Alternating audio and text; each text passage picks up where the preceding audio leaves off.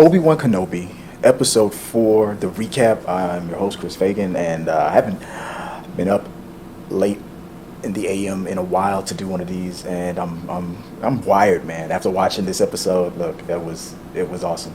Right off the bat, one of the things that I thought we were going to see that we didn't was going to be another like flashback episode, like the way they kind of did it in the Book of Boba Fett.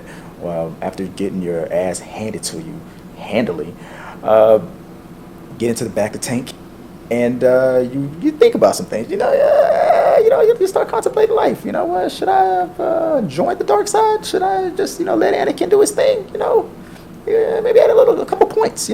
Maybe I should have took that lightsaber and chopped his head off. Yeah, kicked him into the lava.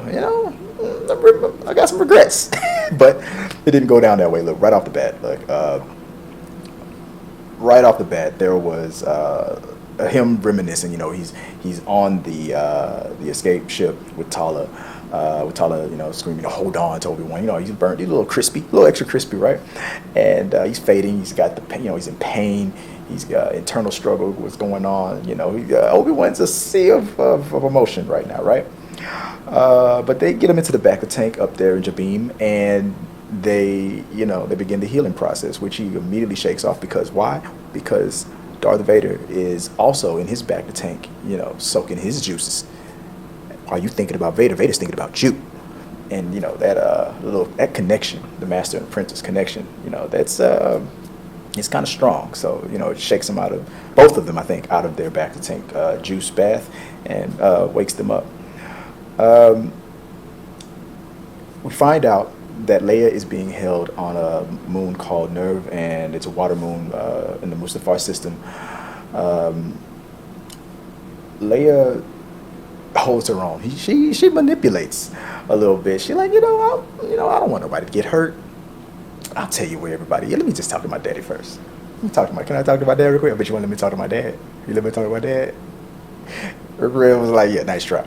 I have a prediction real quick. Let me do a little sidebar based on all that bullcorn that was happening a couple of weeks ago with a bunch of ass clowns that were hating on that actress that plays Reva. How you like her now? She's starting to come into her own, isn't she? You're starting to feel her a little bit. I bet you can tell. You can tell. I can tell that it's getting better. And now that we understand, why she's so the way she acts, the character, the way she acts, based on the way the script was written, based on the way the director wants her to portray the character. There's a reason why, and it was a lot to do in that interrogation room. She is committed. I was in my own head thinking that maybe she would turn to the light, and I give it a 5% chance now. But she sympathizes and empathizes with Leia, especially being at that age.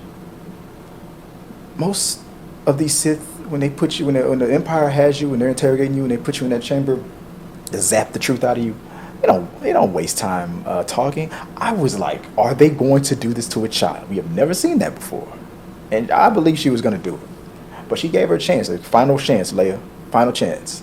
She was going to do it until that distraction came about. But you could see the struggle just a little bit from within.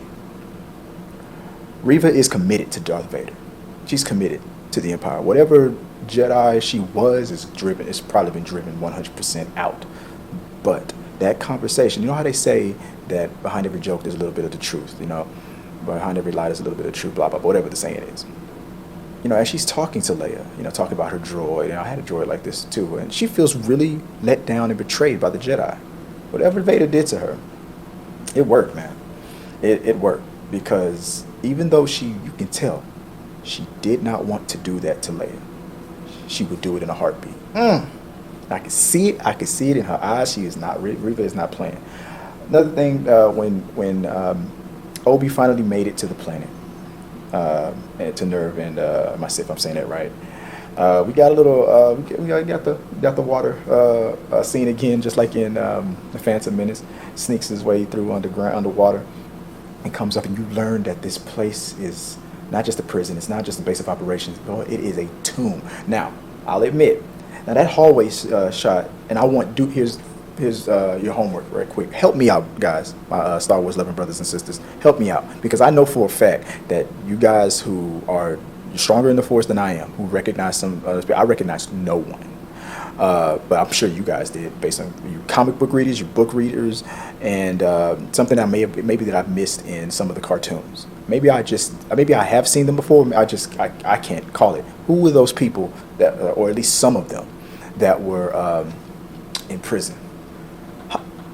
What are the chances that the little boy that was in that carbonite, or in that tomb, that little boy, that youngling, was supposed to be that same kid, or at least one of those kids?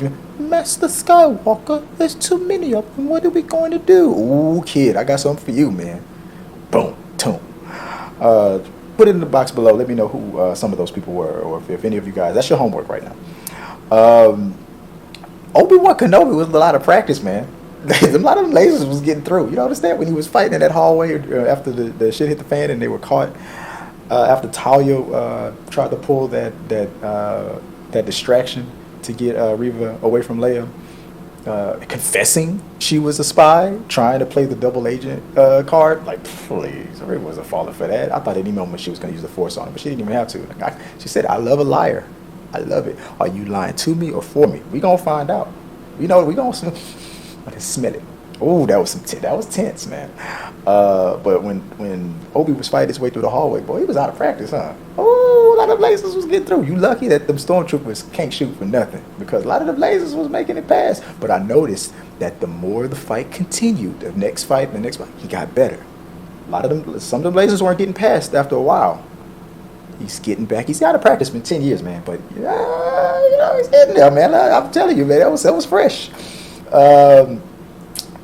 The whole sneak away in the coat thing had me laughing out loud, because it's like, dude, this reminded me of how gingerly Luke and Leia and them walked away from the Death Star, like just walked on out, sneak past here and there and the other, but while all the chaos is going on and everybody's watching the Obi and Vader fight, man, you got the Millennium Falcon right there. The rebels are getting away, like everybody just walking past, like nobody sees this. This is crazy. That dude got a big old trench. Come on, it was funny. It felt a little New Hope to me. I know a lot of people probably rolled their eyes on that one, but I laughed. I thought it was funny. I thought it was fitting. They can't see anything in those masks. I was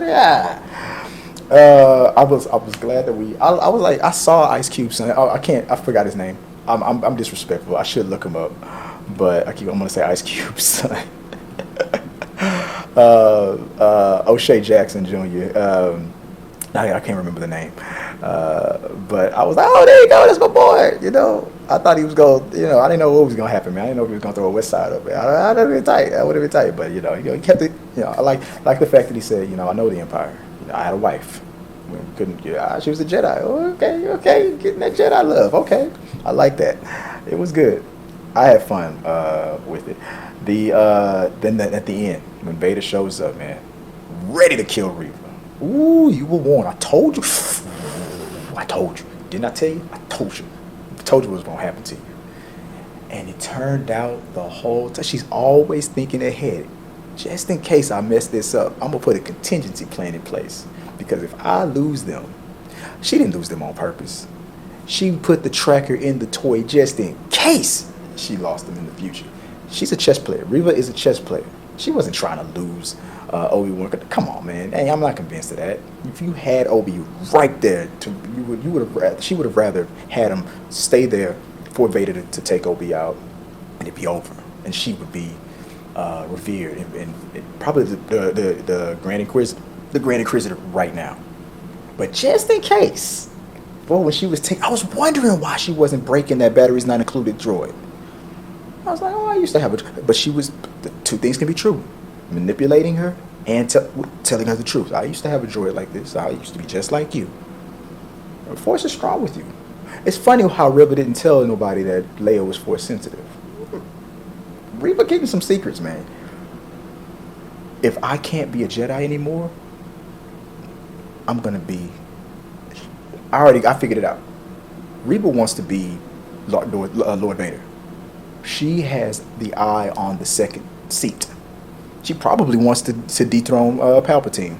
She knows she can't do that. She knows she can't even take out Vader. Not yet. I think Reva is just one rung. She's smart. She's like, I don't need to try to go for the top right now. One rung at a time. She already got rid of an Inquisitor. Just a little bit.